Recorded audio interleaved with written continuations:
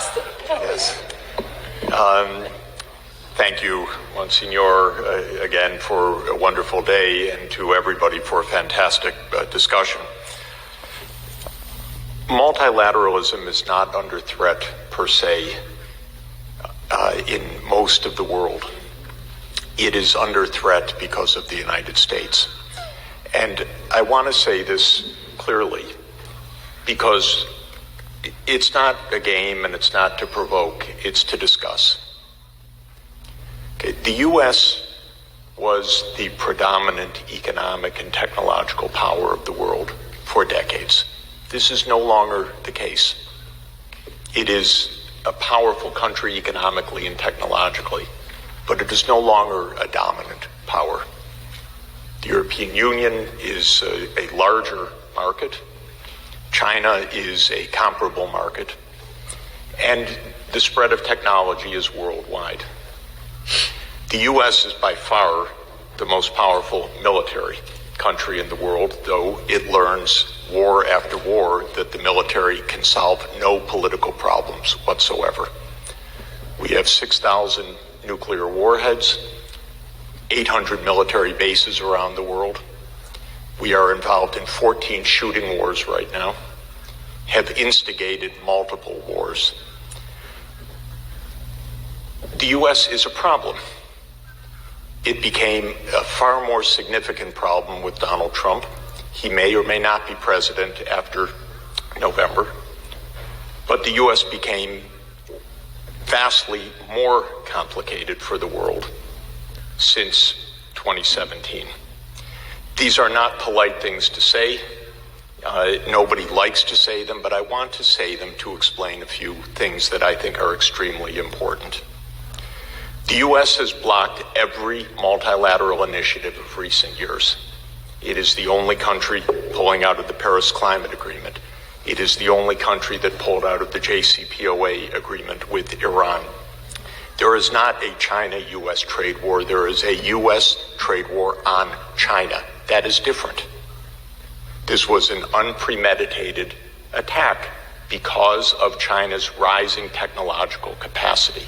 Have no doubt about it.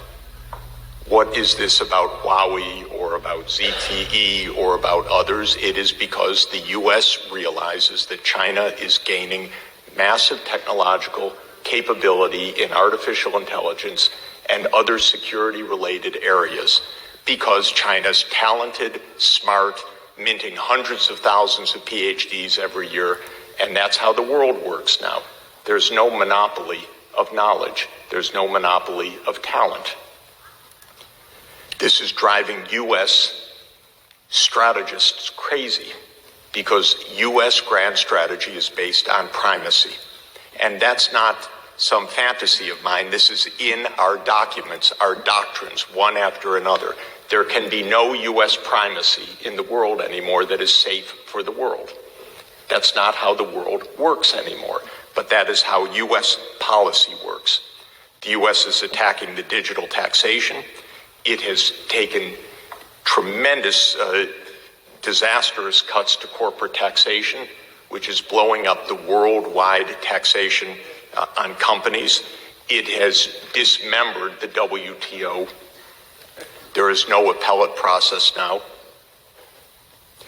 It now claims that it's going to adjudicate exchange rates and put unilateral tariffs on against countries that the U.S. alone deems to be manipulating the exchange rate. Well, I know our Treasury, and with all respect, they don't have a clue about how foreign exchange markets work. This is, of course, pure politics, top to bottom. It has nothing to do with anything meritorious other than the idea of temporary advantage in some geopolitical contest and context. Last month, when Iraq said it wanted the U.S. military forces out, if you can imagine, the Treasury said, we will confiscate your foreign exchange reserves at the New York Fed if you persist in pushing our troops out. This is thuggery. This is a complete violation of every international rule. This is truly what we are facing. And I'm sorry to say it. It's my country. I'm not very happy to say it.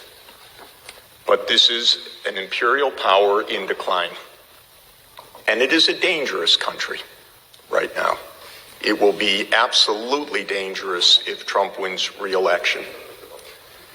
Now, okay, you don't have to say anything. No one likes to say these things, but this is actually important.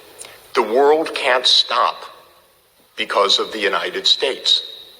We can't stop the Paris Climate Agreement. We can't stop having G20 meetings. We can't stop having tax reform. We can't stop having digital taxation.